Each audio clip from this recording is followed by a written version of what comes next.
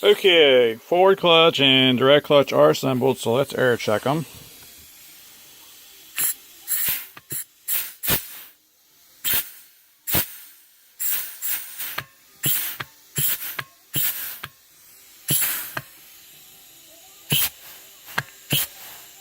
Direct clutch you can't see, you're just going to have to hear it. Sounds good. When you air check direct clutch on this port, you want to make sure no air blows out of that port. If it does, you have a hole with your center support. That feeds fourth clutch, which we can't check yet, and that would feed the other half of direct clutch if we weren't dual feeding. These will cross leak between each other, and that's okay because there's check balls in it. Now that I've got the forward clutch set up on both these transmissions, forward clutch is nothing special to it. I use stock frictions in it. I don't usually waste money on high performance frictions. If I've got some laying around, I might toss them in there, but usually I don't. Usually always use the factory wave plate. I don't use aluminum pistons or aluminum rings in forward clutch. I don't usually add extra steels in forward clutch. It's forward clutch is always on and forward.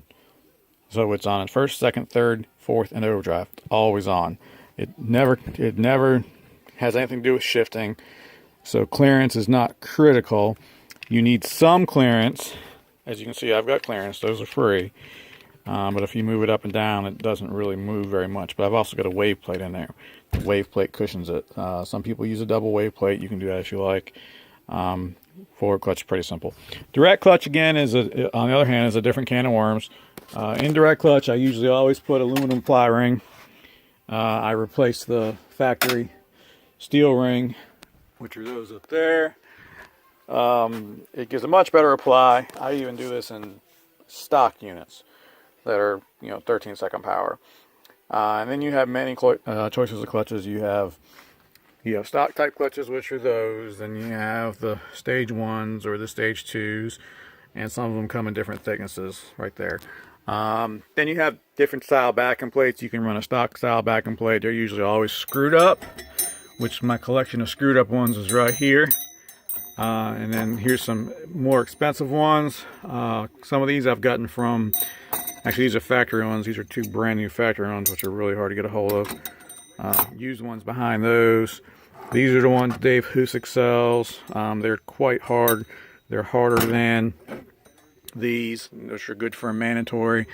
And then the one up there for the Cadillac transmissions is the Bison plate, which that one's made out of 4140 steel. Clutch clearance and all that stuff there really is no book, no measurements in it in the factory manual. It's based on what you think works. Use good common sense here. If you set your direct clutch up loose and you set your band up tight, you can create a flare as the band comes off quick and the clutch comes on late, or vice versa. If you set your band up loose and your clutch up tight, you can create a bind up. So they spent a lot of time engineering these things when they were built. So the changes from those are small, and most people have already engineered that. There's shift kits out there that have already done this for us.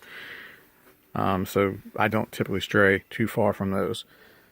3/32 is a pretty good plate size to start with for most holes in the channel plate, but again, that's going to vary from builder to builder. But both of these low sections are built. They're air checked. Everything's good. So now I'm going to start stuffing the case up to the center support and set the servo up. There's my band in there on Harry's. There's my band in there on Rob's, and they both have their tab washers in there. These are not carbon bands like I like to use. I believe these are BorgWarner bands, which are a good band. I don't like Kevlar bands. I don't like the red band. I don't use the expensive Alto Carbonite band because it's not a true carbon band. These bands work pretty well. So setting up the band with a servo will be a different video. So let me get stuff in the case.